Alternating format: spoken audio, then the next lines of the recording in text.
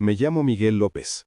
Tengo 72 años y vivo en una finca de olivos en Andalucía, un lugar que jamás mi hijo Alejandro imaginó que yo podría comprar. Hace poco más de un año y medio, ese mismo hijo me escupió en la cara y me gritó con desprecio: «Viejo asqueroso, lárgate de mi vista». Lo que él nunca supo es que, mientras me humillaba, yo ya había tomado la decisión de desaparecer de su vida para siempre. Tampoco imaginaba que aquel padre, al que consideraba un jubilado inútil, era dueño de 47 hectáreas de olivares, productores de un aceite de oliva virgen extra valorado en más de 3 millones de euros. Escucha esta historia hasta el final, porque puede cambiar la forma en que entiendes las relaciones entre padres e hijos. Todo comenzó un sábado de abril del año pasado. Yo vivía en mi pequeño piso en Triana, Sevilla, donde llevaba 8 años desde la muerte de mi esposa Esperanza. Era un hogar modesto, con muebles antiguos pero llenos de recuerdos. Ese día esperaba la visita de Alejandro, su mujer Rocío, y mis nietas Marta y Sofía, como solíamos hacer cada 2 sábados. Pero algo en su mirada me inquietó desde que entró. Alejandro no saludó, fue directo al salón y me dijo con frialdad: «Papá, tenemos que hablar». Me senté frente a él, sorprendido por su tono. Con apenas 38 años, con buen trabajo, casa y coche, siempre había mostrado seguridad, pero esta vez sus palabras me hirieron más que nunca. «Tu vida ya no puede seguir así. Cobras apenas 900 euros de pensión, vives en este piso viejo, con muebles pasados de moda, sin internet, sin comodidades. No tienes nada de valor». Yo intenté responder con calma: «Hijo, yo estoy bien, no me falta nada». Pero él insistió señalando cada detalle de mi casa como si fuera una vergüenza. Rocío se unió a la conversación y con tono suave pero firme apoyó su idea. «Miguel, lo mejor es que te vayas a una residencia. Ahí tendrías cuidados, compañía, comidas, todo organizado». Yo no podía creer lo que escuchaba. «¿Una residencia?», pregunté incrédulo. «Papá, sería un alivio para nosotros. Ya no tendríamos que preocuparnos de ti cada semana», añadió Alejandro. Cada palabra era como un golpe en el pecho. Me acusaban de llamar demasiado, de pedir ayuda para cosas sin importancia, de ser una carga para su vida y un obstáculo en la diversión de mis nietas, que preferían la casa moderna de los padres de Rocío, con piscina y comodidades. Ese día guardé silencio, pero dentro de mí algo se quebró. Comprendí que para mi hijo ya no era un padre, sino un estorbo. Y en ese momento supe que desaparecer era mi mejor respuesta. Alejandro se detuvo frente a mí y repasó con dureza cada rincón del apartamento. «Mira esto, papá.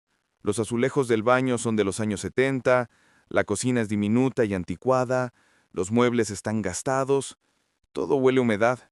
Nos da pena verte así», dijo, y sus palabras me hirieron más de lo que podía expresar. Le recordé que esa casa fue el hogar donde celebramos cumpleaños y navidades, donde crecisteis. Él replicó que eso fue en otra época. Ellos habían avanzado, tenían una vida mejor, y yo me había quedado estancado en el pasado. Rocío intervino con delicadeza pero con firmeza. No era falta de cariño, sino que querían lo mejor para mí. Una residencia con atención médica, fisioterapia y actividades, y me propusieron Los Naranjos, en Alcalá de Guadaíra, como opción viable. Alejandro calculó que con mi pensión y vendiendo el piso, podría pagarse sin problema. Cuando las niñas, impacientes por ir al cine con sus amigas, pidieron marcharse, su actitud confirmó lo que me decían.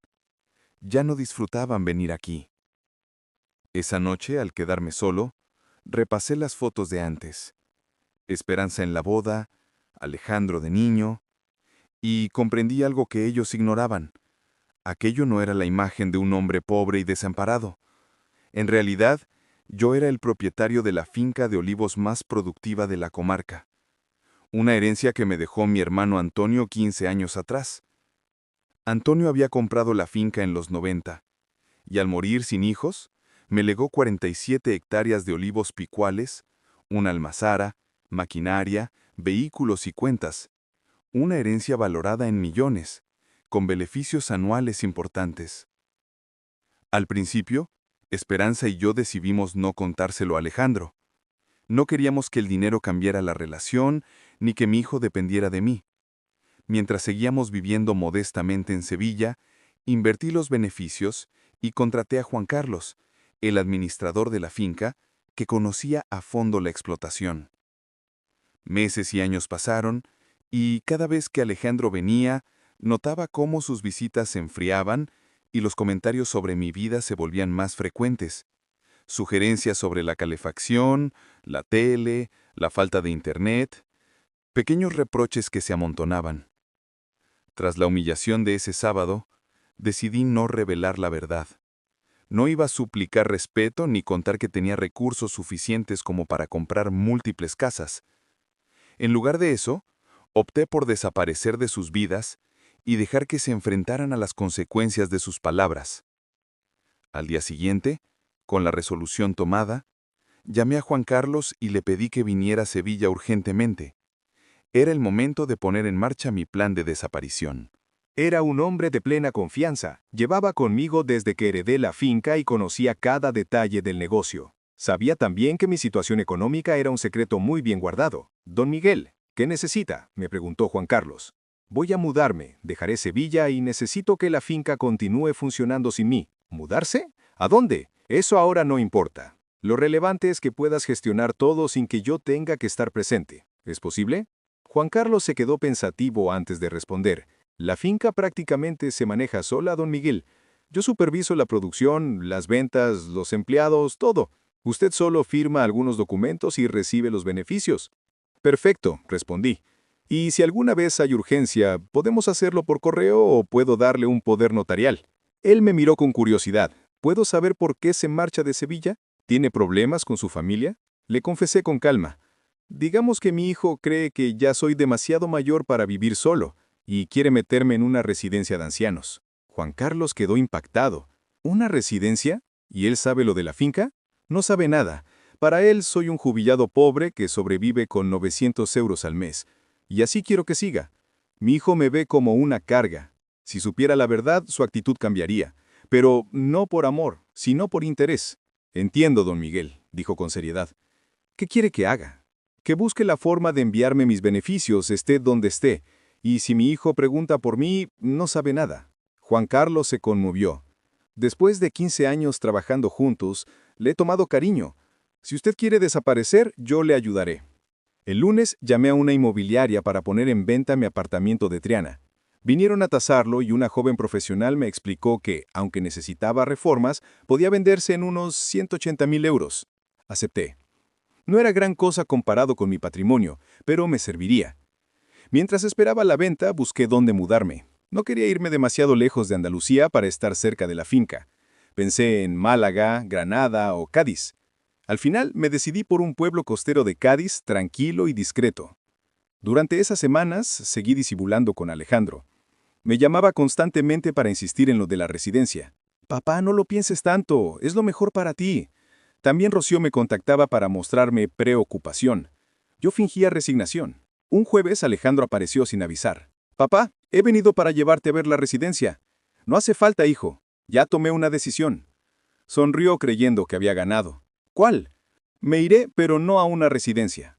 Su cara cambió de inmediato. Se alteró e insistió en que era una locura, que necesitaba cuidados, que debía estar cerca de ellos.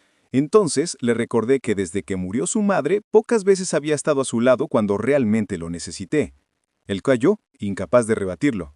Finalmente perdió la compostura y me gritó que mi apartamento era deprimente, que estar conmigo era aburrido. Lo que ocurrió después jamás lo hubiera imaginado. Se acercó, me miró fijamente y me escupió en la cara. «Viejo asqueroso», dijo, «solo piensas en ti mismo». Sentí cómo algo se rompió para siempre entre nosotros. Con una calma inesperada le ordené: «Alejandro, sal de mi casa». Se negó, pero insistí. Incluso amenacé con llamar a la policía. Atónito recogió sus cosas y se fue, no sin antes advertirme que me arrepentiría. Yo sabía que jamás lo haría. Aquella misma noche decidí dejar de fingir pobreza. Había ahorrado durante años, pero si mi propio hijo me despreciaba creyéndome pobre, era momento de vivir como el hombre acaudalado que realmente era. Al día siguiente llamé a Juan Carlos. «¿Qué tengo exactamente?» Entre cuentas, depósitos e inversiones, alrededor de 2.100.000 euros líquidos. La finca está valorada en 2.800.000. Sus beneficios mensuales rondan los 15.000, pudiendo llegar a 20.000 en temporada alta. Me quedé procesando. Casi 5 millones en patrimonio y una renta mensual de la que muchos solo sueñan. Búsqueme una casa en la costa, Cádiz o Málaga. Algo de lujo, con jardín y piscina. Presupuesto 400.000 euros. Y un carro nuevo, un Mercedes o BMW. ¿Está seguro, don Miguel? Más que nunca.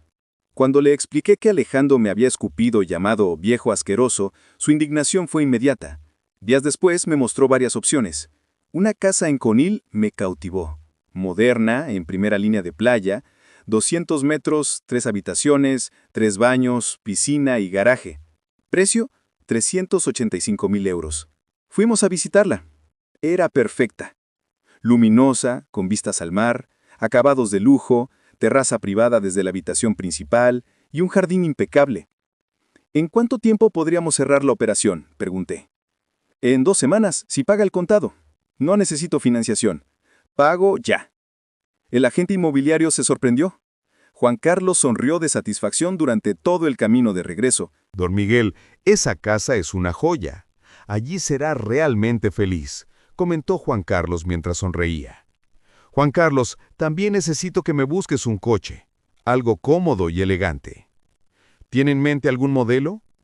Un Mercedes clase E o un BMW Serie 5, automático y con todas las prestaciones.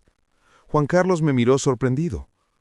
¿No le parece un salto muy grande pasar de aparentar vivir con 900 euros al mes a gastar $500,000 en una casa y un coche de lujo? He pasado 15 años fingiendo pobreza, respondí con calma. Ya es hora de vivir como lo que realmente soy. Esa misma semana, mientras Juan Carlos gestionaba los trámites de la casa y el coche, yo me ocupaba de otros detalles. Llamé a mi banco para informarles de los movimientos importantes que iba a realizar. Señor López, veo que va a transferir casi $500,000. ¿Se trata de una inversión? No, es para comprar una vivienda al contado. ¿Desea asesoramiento financiero? Gracias, no lo necesito. Solo quiero que todo esté en orden con la transferencia. También contacté a Correos para contratar un apartado postal en Conil.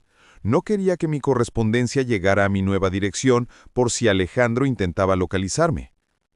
¿Prefiere redirigir su correo al nuevo domicilio?, preguntó la empleada. No, mejor un apartado postal. El viernes Juan Carlos me llamó entusiasmado. Don Miguel, encontré el coche perfecto para usted.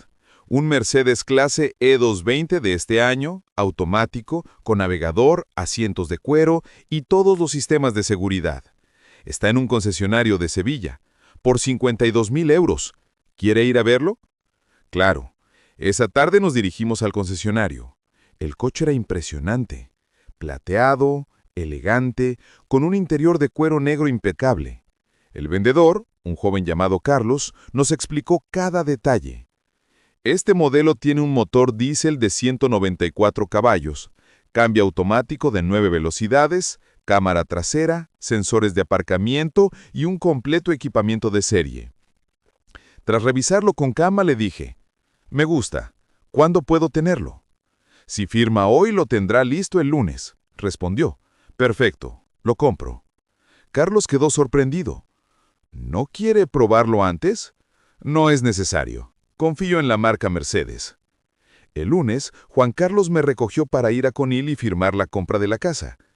En el trayecto me preguntó, «Don Miguel, ¿no le da vértigo cambiar de vida tan bruscamente?» Al contrario, Juan Carlos, por primera vez en años me siento libre. He fingido ser alguien que no era y ahora por fin voy a vivir como corresponde. Llegamos puntuales a la notaría donde nos esperaba Rafael con los vendedores, una pareja de Madrid. El notario, don Emilio, leyó el contrato. La vivienda tiene 200 metros cuadrados construidos, parcela de 400 metros, piscina, jardín y garaje doble. Precio, 385.000 euros. ¿Está conforme? Completamente. Firmé sin titubear y recibí las llaves. Por primera vez tenía una casa que reflejaba mi verdadera situación. Los vendedores se despidieron deseándome felicidad en mi nueva etapa. Después fuimos a la propiedad. Abrí la puerta y recorrí cada rincón. El salón con vistas al mar, la cocina moderna, los dormitorios espaciosos, el jardín con piscina. Juan Carlos, le pedí, contrata a alguien para que limpie todo a fondo y encárgate de amueblar la casa con lo mejor. Sofás de cuero, mesas de madera noble, camas cómodas, electrodomésticos de alta gama, televisores en el salón y en las habitaciones. Quiero que todo quede impecable. Don Miguel, eso costará bastante. Tengo casi 5 millones de euros, Juan Carlos. Puedo darme ese lujo. Esa tarde recogí mi Mercedes. Al tomar las llaves sentí una satisfacción enorme. El coche era un sueño. Silencioso, potente, con un interior de lujo. Al llegar a mi apartamento en Triana, los vecinos no podían creer lo que veían. Doña Carmen, la panadera, me preguntó sorprendida, «Don Miguel, ¿ese coche es suyo?» «Sí, Carmen, me lo acabo de comprar». «¡Qué maravilla! ¿Le tocó la lotería?» Algo así», respondí con una sonrisa. Mientras Juan Carlos amueblaba mi casa en Conil, yo me ocupaba de vender mi piso de Triana. Una pareja joven ofreció 180.000 euros, pero rechacé la propuesta. El precio es 180.000 euros. Si no, busquen otra vivienda. Finalmente aceptaron. Con esa venta, más mis ahorros, me aseguraba un futuro sin preocupaciones, incluso sin tocar los beneficios de la finca. La semana previa a mi mudanza, Alejandro me llamó después de un mes sin contacto. «Papá, quería disculparme por lo que pasó aquel día. Perdí los nervios». «¿Te refieres a cuando me escupiste y me llamaste viejo asqueroso?»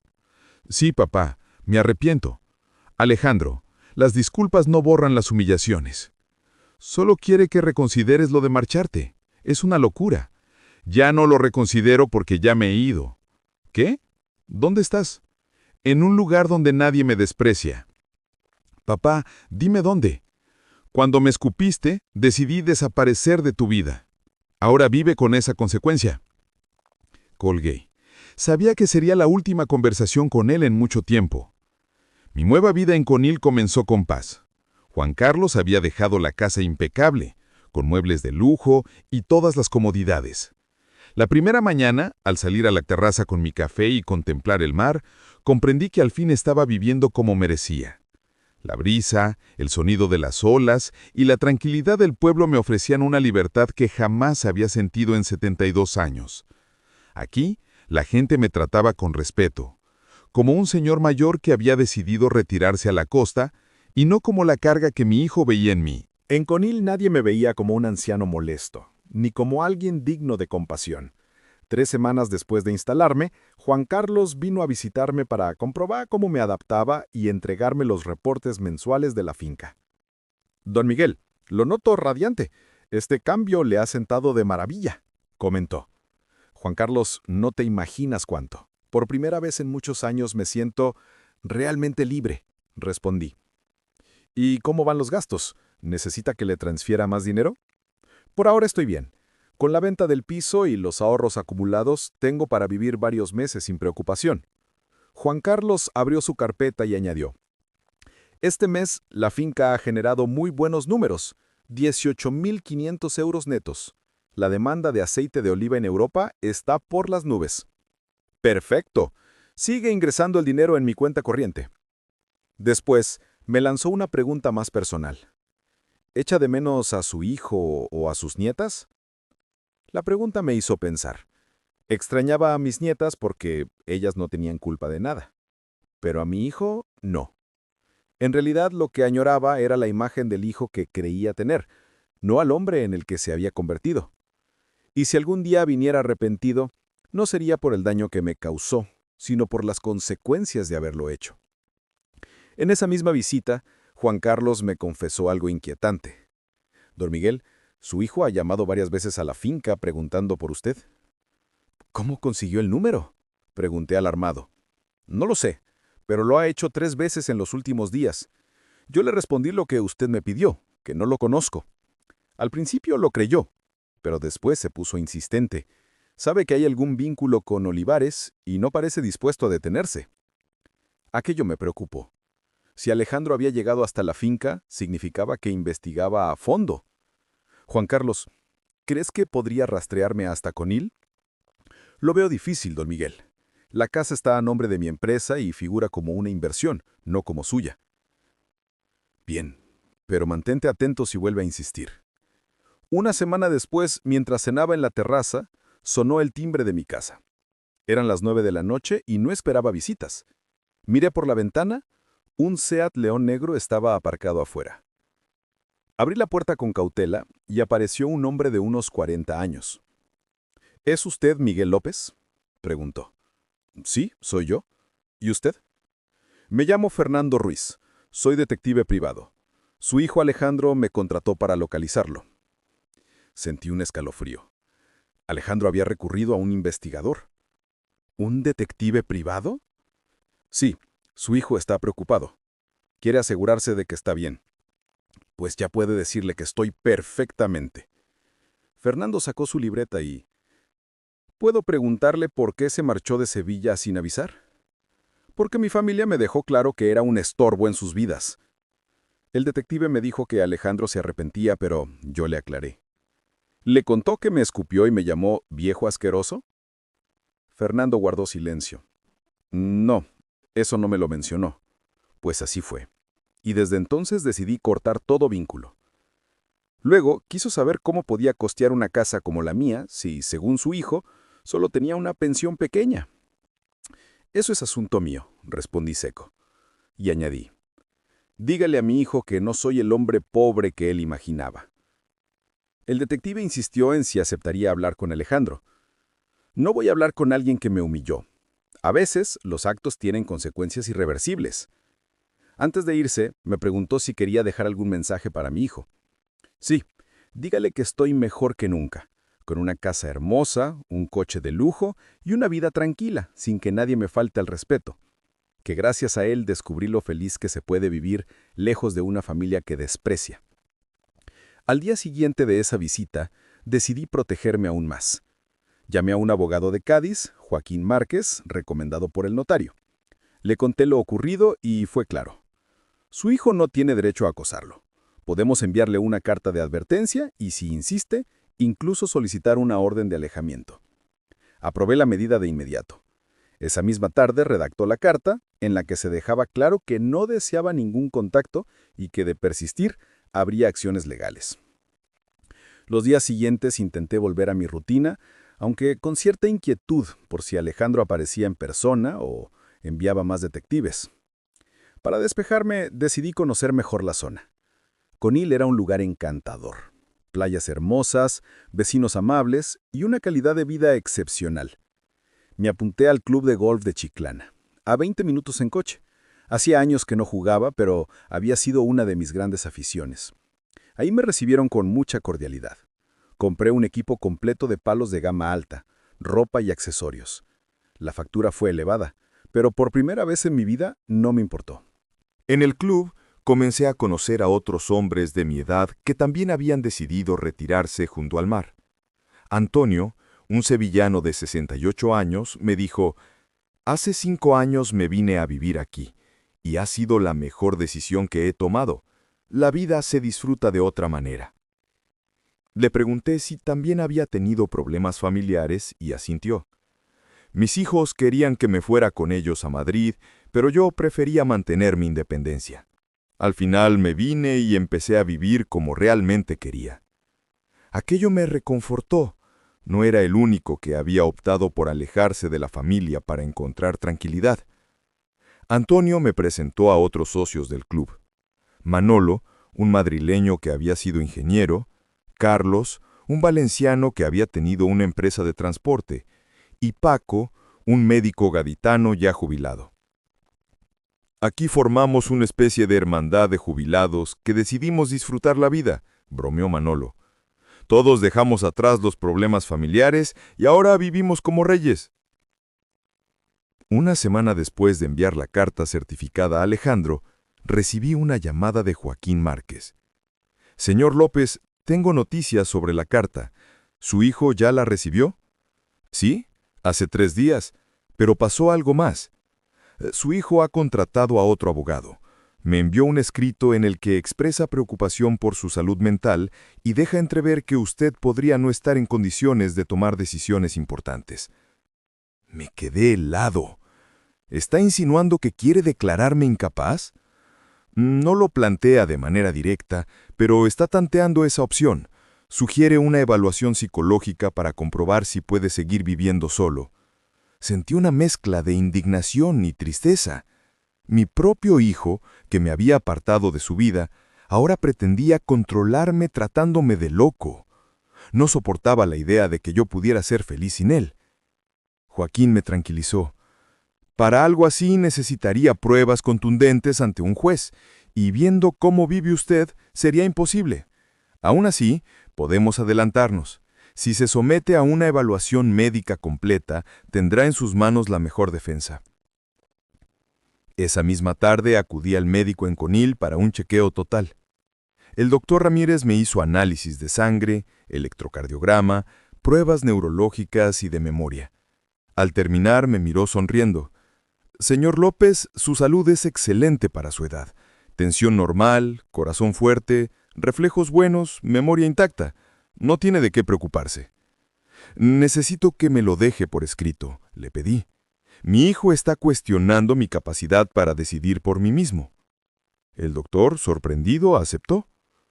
2 días después me entregó un informe de 5 páginas donde certificaba que no tenía signos de deterioro físico ni cognitivo, que mi memoria era perfecta y que estaba plenamente capacitado para gestionar mi vida. Con ese documento fui a ver a Joaquín. «Perfecto, señor López», me dijo. «Con esto, cualquier intento de su hijo quedará desestimado de inmediato. Ahora toca esperar. Si insiste, actuaremos legalmente por acoso». Aquella noche, mientras cenaba en la terraza con el atardecer pintando el mar, pensé en lo absurdo de la situación. Mi propio hijo, que me había insultado y despreciado, ahora quería declararme incapaz solo para tener control sobre mí. No soportaba la idea de que yo pudiera ser feliz sin él. Un mes después de aquella amenaza, mi vida en Conil estaba en calma total. Tenía rutinas que me daban paz, levantarme cada mañana sin llamadas incómodas ni reproches, sabiendo que el día era completamente mío. Por primera vez en muchos años me sentía dueño de mi tiempo. Los amigos del club de golf se habían convertido en una verdadera familia elegida. 3 veces por semana jugábamos y luego compartíamos unas cervezas, riendo y comentando la partida. Un día Antonio me dijo: «Miguel, llevas aquí 2 meses y pareces 10 años más joven». Yo sonreí y respondí: «Es que estoy viviendo por fin sin que nadie me juzgue ni me haga sentir culpable por mis decisiones. Es una libertad inmensa». Miguel escuchó con atención a Carmen. «¿Y bien? ¿Qué es lo que quieres decirme?». Ella miró alrededor, asegurándose de que nadie los oyera demasiado.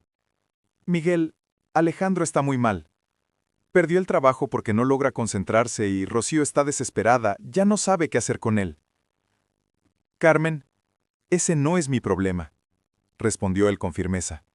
«Sé lo que hizo mi hijo y nada puede borrar lo ocurrido. Rocío me contó lo que pasó, y es verdad que Alejandro se comportó muy mal, pero está destrozado. ¿Y esperas que me compadezca? No, solo espero que entiendas que a veces las personas se equivocan y merecen una segunda oportunidad». Miguel apretó la mandíbula. «Hay errores que no se perdonan, Carmen. Escupir en la cara a un padre y llamarlo viejo asqueroso es uno de ellos». Carmen quedó en silencio unos segundos, y luego dijo con voz más suave: «Miguel, las niñas preguntan mucho por ti». Aquella frase le atravesó el alma. «¿Y qué les dices?». «Que el abuelo está enfadado con papá y que necesita tiempo para perdonarlo». «¿Y qué responden ellas?». «Marta, la mayor, dice que si papá hizo algo malo debe pedirte perdón. Sofía, en cambio, asegura que quiere buscarte para darte un abrazo y arreglar todo». Los ojos de Miguel se humedecieron. «Carmen, yo adoro a mis nietas, pero no puedo mantener un lazo con ellas si eso significa volver a soportar a su padre». «¿Y si Alejandro promete no molestarte? Solo quieren que sigas en contacto con las niñas». «Promesas», resopló Miguel. «Me prometió respeto durante 38 años y acabó escupiéndome». «Pero Miguel, ¿no crees que...? Tú ahora vives bien, tienes una casa hermosa, un coche caro. Alejandro se siente culpable de haberte juzgado mal. Dice que si hubiera sabido que tenías dinero, jamás habría querido mandarte a una residencia. ¡Exacto!, replicó él. Si hubiera sabido que yo tenía dinero, me habría tratado con respeto. Eso prueba que su cariño dependía de mi cuenta bancaria, no de lo que soy como persona. Carmen bajó la mirada, dándose cuenta de que no lograría convencerlo. ¿Quieres que le dé algún mensaje? Miguel asintió con serenidad. Sí, dile que su padre vive como un rey, que tengo una casa frente al mar, un Mercedes, que juego al golf 3 veces por semana y que estoy más feliz que en los últimos 10 años. Y para mis nietas, diles que las quiero con todo mi corazón, pero que no podré verlas hasta que sean mayores de edad y puedan decidir por sí mismas venir a verme. Miguel, eso es mucho tiempo. El que haga falta. Quiero que aprendan que las palabras tienen consecuencias y que el respeto a los mayores no se negocia.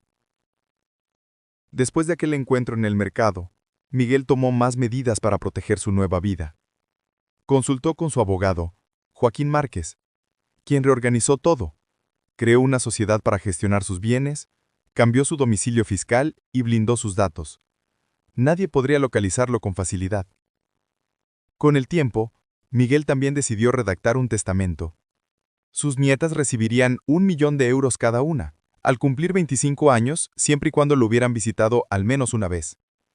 El resto de su patrimonio lo destinó a organizaciones que protegieran ancianos abandonados. Alejandro, en cambio, quedaba desheredado por completo. Los meses pasaron, y Miguel encontró en Conil una vida que jamás había soñado. Amigos leales, paz, viajes, una rutina plena. Había aprendido algo invaluable. La verdadera familia no siempre es la de sangre, sino aquella que te respeta y te valora. Y mientras su hijo caía en la ruina, cargando con la culpa de haber despreciado a su propio padre, Miguel disfrutaba cada día con la tranquilidad de saber que había recuperado lo más importante, su dignidad. A veces la sangre no garantiza el respeto ni el amor. La verdadera familia es aquella que te valora, te respeta y no te juzga por lo que tienes, sino por lo que eres. Si estás de acuerdo, comenta respeto y comparte este mensaje para que nunca olvidemos que los mayores merecen dignidad y amor verdadero.